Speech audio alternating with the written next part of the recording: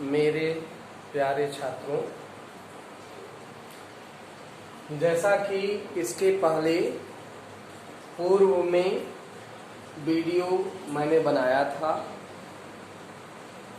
उसमें दो चर वाले रैखिक समीकरण को हमने सॉल्व किया था। वज्र गुणनखंड विधि का ही उपयोग करते हुए सॉल्व किया था, सॉल्यूशन निकाला था। तो इस वीडियो में हम वज्र गुणनखंड विधि द्वारा ही कुछ और प्रश्नों को हल करने की कोशिश करते हैं।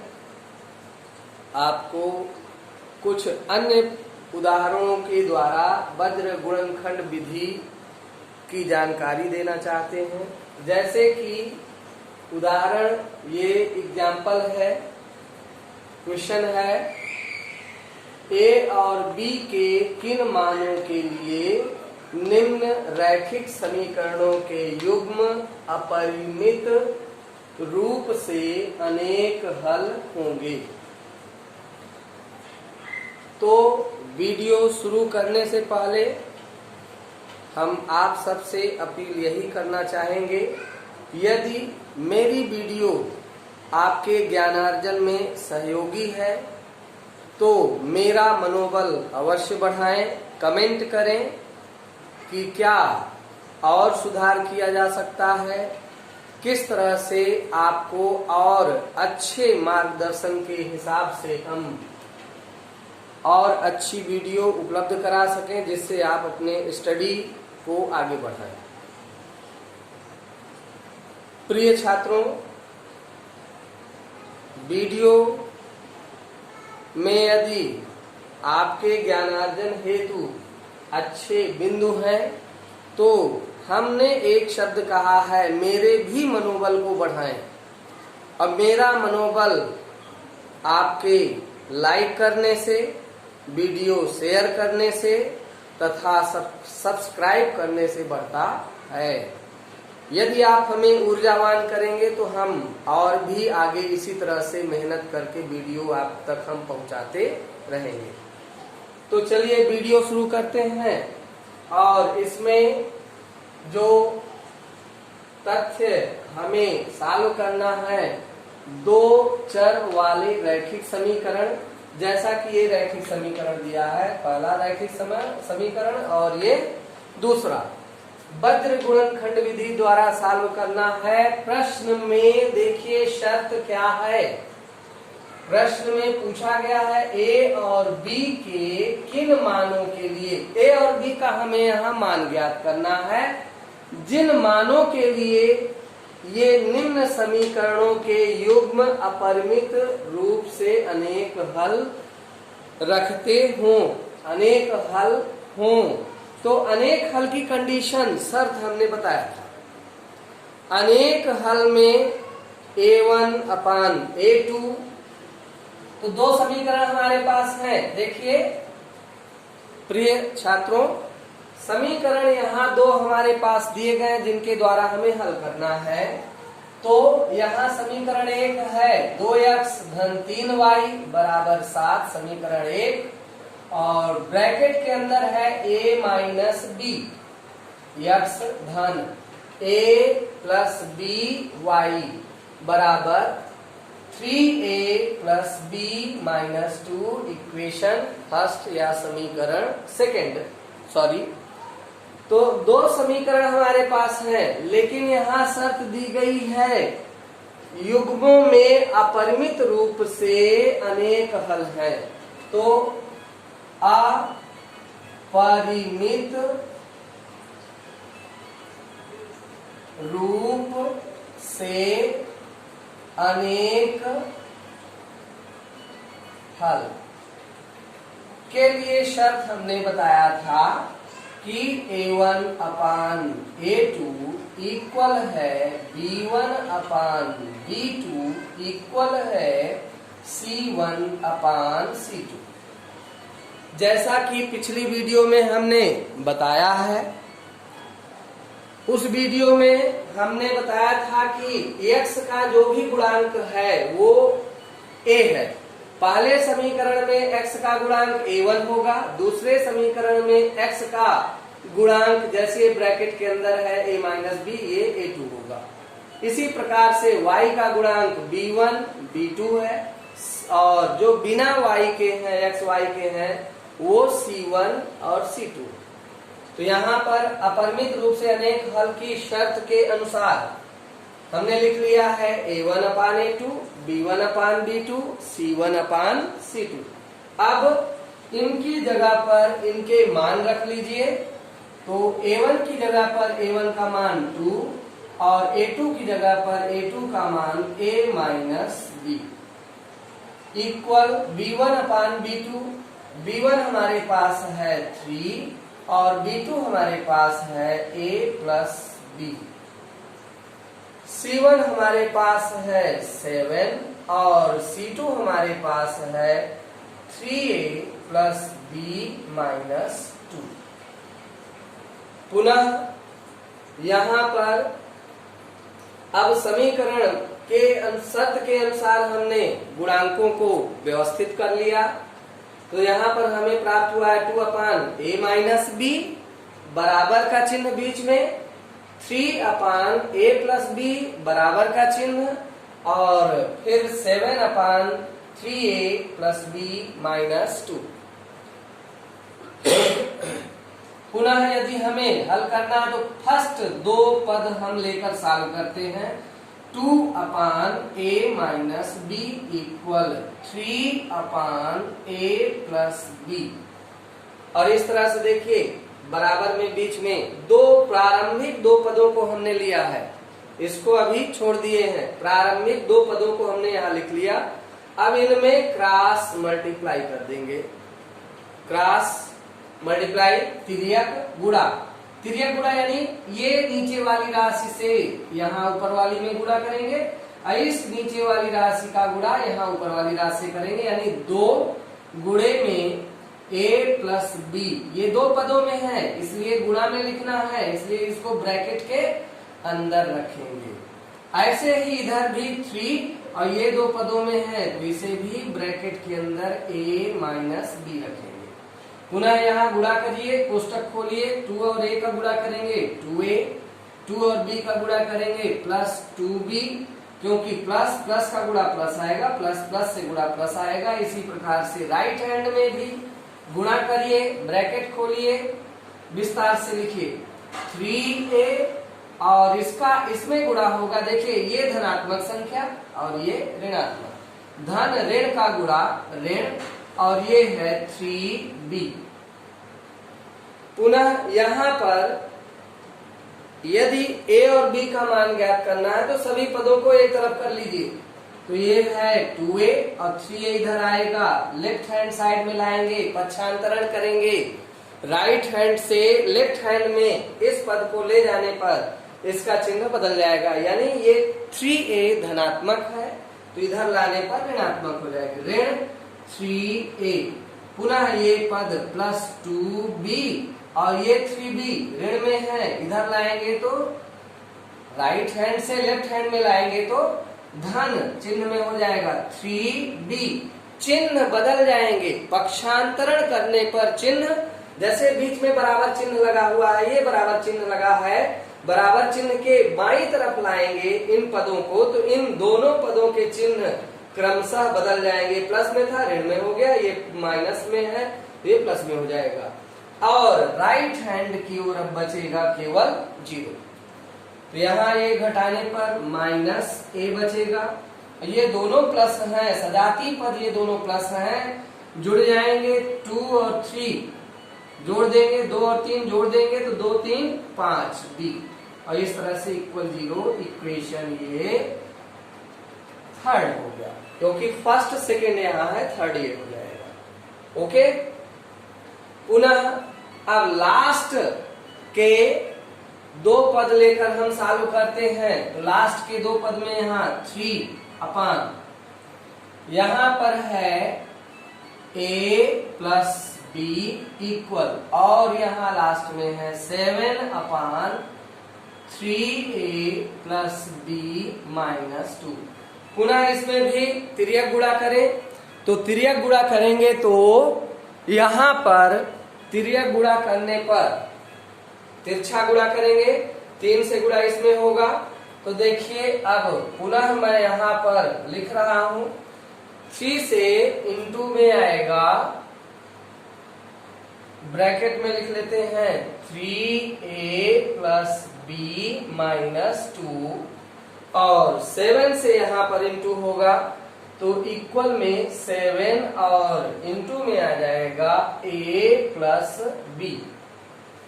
ओके, यहां तिर्यक गुणा, पुनः यहां पर 3 से गुणा करें, कोष्टक खोल दें तो 3 से गुणा तीनों पदों में क्रम से होगा। पहले 3 से यहां गुणा, फिर 3 से यहां गुणा, फिर 3 से लास्ट पद में गुणा। हाँ, प्लस माइनस चिन्हों का जरूर ध्यान देंगे। तो ये प्लस संख्या का गुणा होगा तो प्लस में आएगा, 3 3 जा 9a और 3 से यहां गुणा करें तो 3b आएगा और 3 से -2 में मल्टीप्लाई करेंगे, गुणा करेंगे तो 3 दूनी 6 और इस तरह से 7 और a का गुणा करने पर 7a और इधर 7b धन में। पुनः सभी पदों को पक्षांतरित करेंगे, राइट हैंड में लाएंगे तो यहां पर है 9a और ये आ जाएगा -7a और प्लस 3b और ये इधर आने पर -7b और ये बिना a और b के पद है 6, इसको राइट हैंड में ले जाएंगे तो ये यहाँ माइनस में है, इसको बराबर चिन्ह के राइट हैंड में ले जाने पर प्लस हो जाएगा +6 और फिर यहाँ पर घटाने पर बचेगा 2a और इसी प्रकार से इसमें घटाएंगे -4b और इक्वल में ये है 6। इक्वेशन ये है यहाँ पर, या इसे लेफ्ट हैंड में ही रख सकते हैं, लेफ्ट हैंड में ही रखेंगे तो माइनस चिन्ह में ही रहेगा, -6 = 0, -6 = 0, ये है इक्वेशन 4। हमने लेफ्ट हैंड में इसलिए रखा है क्योंकि वज्र गुणनखंड विधि द्वारा हमको हल करना है। पुनः अब यहाँ पर दो समीकरण, फर्स्ट ये है, सेकंड ये है, इन दोनों समीकरणों में से a1 a2 b1 b2 c1 c2 पुनः इसको व्यवस्थित करेंगे तो यहाँ पर a का गुणांक जो है ये a1 यहाँ पर है और b1 ये है, तो b1 से स्टार्ट करते हैं। b1 में यहाँ 5 रख लेते हैं तो ये हो गया 5, b1 और b2 यहाँ -4, c1 यहाँ पर 0 है तो इधर 0 और c2 यहाँ -6 है, ये -6। फिर से a1 हमारे पास -1 है,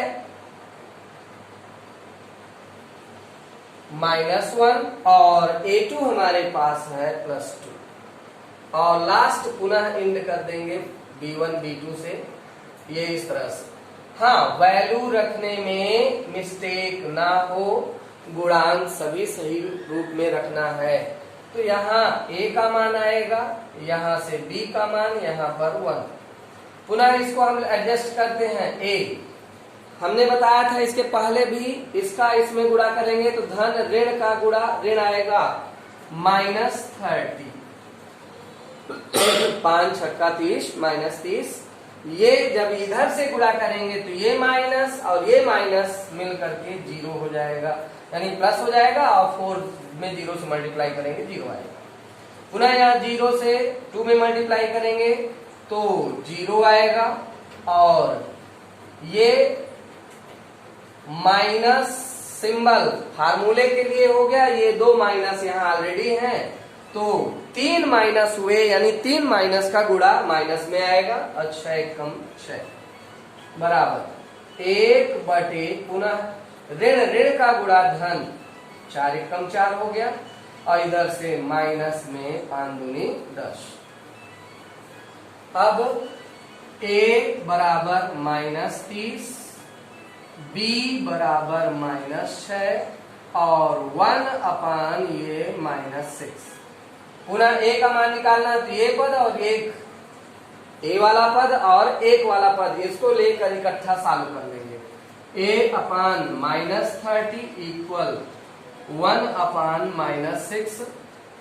पुनः a का मान निकालना है तो इसको इधर ले जाएंगे, यहाँ भाग में है, यहाँ गुणा में आ जाएगा। तो जब इसको गुणा में ले जाएंगे तो ये हमें प्राप्त होता है a बराबर -30/-6 माइनस माइनस कट गया और a बराबर आ गया 6×5 = 30।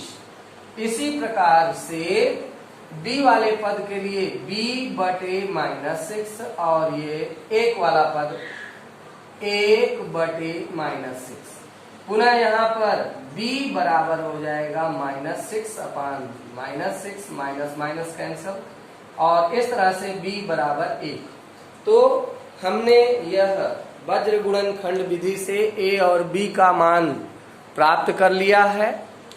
तो और भी इसमें यदि हम एग्जाम्पल देखना चाहें तो हम और भी एग्जाम्पल के जरिए क्वेश्चन हल कर सकते हैं। तो यहाँ पर हमने a और b को सॉल्व किया है निम्न शर्तों के अनुसार, जिसमें कि अनेक हल की बात कही गई है। तो शर्त अनेक रूप, अपरिमित रूप से अनेक हल के लिए हमने शर्त लगा करके ये क्वेश्चन सॉल्व किया है। पुनः मैं अन्य उदाहरण लेकर आपको इसी विधि के द्वारा कुछ अन्य सवाल मैं सॉल्व करने की विधि बताता हूं।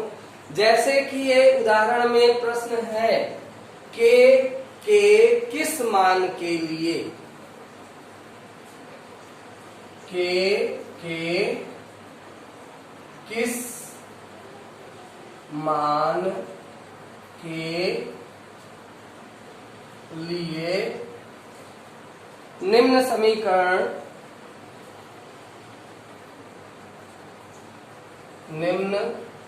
समीकरणों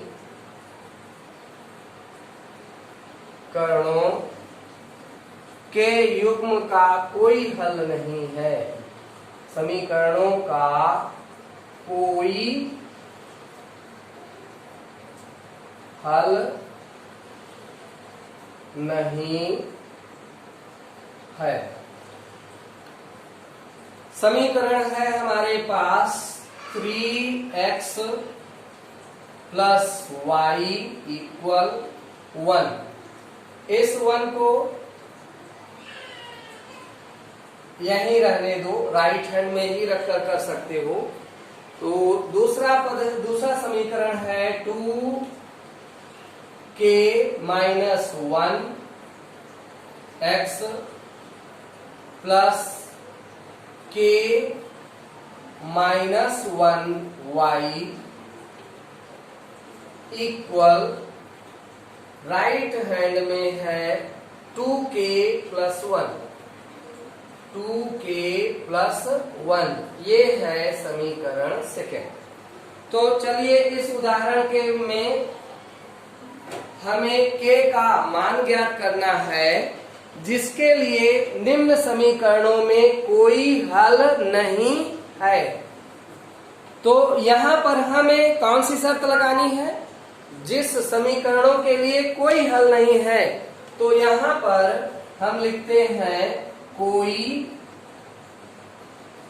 हल नहीं है। कोई हल नहीं है, इसलिए यहाँ कंडीशन होगी a1/a2 = b1/b2 is not equal c1/c2। तो यहाँ पर पुनः हम वैल्यू रखते हैं। a1 की जगह a1 की वैल्यू 3 और a2 की जगह पर 2k + 2k - 1 इक्वल, y का गुणांक यहाँ पर है 1। जब कोई संख्या नहीं है तो वहां गुणांक होता है 1। और b2 की वैल्यू है k - 1 इक्वल, c1 की वैल्यू है 1 और c2 की वैल्यू है 2k + 1। तो यहाँ पर लास्ट में है नॉट इक्वल। A1/A2 इक्वल है B1/B2 इक्वल नहीं है C1/C2। तो यहाँ पर हमें के किस मान के लिए ज्ञात करना है, तो के का मान ज्ञात करना है तो फर्स्ट टू टर्म ही निकाल लीजिए जिसमें के का मान आएगा, अर्थात 3/2k - 1 इक्वल 1/k - 1, अर्थात दो पदों को लेकर के हम सॉल्व कर देंगे तो के का मान आ जाएगा। यहाँ शर्त को लगाने के बाद शर्त के अनुसार यदि हम वैल्यू रख लेते हैं, वैल्यू रखने में यदि कमी नहीं है तो यहाँ पर के का मान ज्ञात कर सकते हैं। फर्स्ट दो पद लेकर के तिर्यक गुणा कर लीजिए, 3 (k - 1 इक्वल 1 से मल्टीप्लाई इस ब्रैकेट पदों में हो जाएगा, तो ये दो पदों में है इसलिए ब्रैकेट के अंदर लिखेंगे। 3 से गुणा करेंगे 3k और 3 से इस एक में भी गुणा हो जाएगा, 3 एकम 3 ऋण 3 बराबर 1 से 2 में गुणा करेंगे, धन धन का गुणा धन में ही आएगा 2k, 1 से यहाँ पर -1। अब के वन साइड में 3k, इस 2k को पक्षांतरित कर लो, यहाँ प्लस चिन्ह में है, इधर लाएंगे तो माइनस चिन्ह में होगा -2k, और राइट हैंड में पहले जो पद है उसको लिखो राइट हैंड में। राइट हैंड में ये -1 है, -1 लिख लिए, और इस 3 को उधर ले जाते हैं तो +3, और इस तरह से घटाने के बाद k इक्वल आता है, यहाँ 3 में से 1 घट जाएगा 2। इस तरह से ये k की वैल्यू हम प्राप्त कर लेते हैं। तो यहाँ पर हमने यह दो क्वेश्चन उदाहरण के तौर पर हमने सॉल्व किया है। इसी प्रकार से और भी क्वेश्चंस होंगे जिनको हम कंडीशन के आधार पर सॉल्व कर सकते हैं। आगे यहाँ पर कुछ ऐसे भी क्वेश्चंस हैं जिनमें हमें समीकरण बनाना है, और समीकरण बनाने के लिए प्रश्न की कंडीशन के अनुसार हम यहाँ समीकरण बनाएंगे, और समीकरण बनाकर उसको फिर वज्र गुणनखंड विधि से या विलोपन विधि से या प्रतिस्थापन विधि से हल कर सकते हैं। जैसा कि यहाँ प्रश्न है,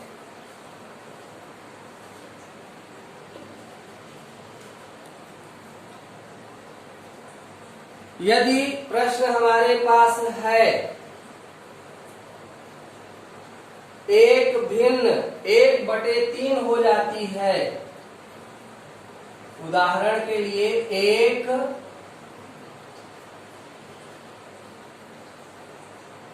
भिन्न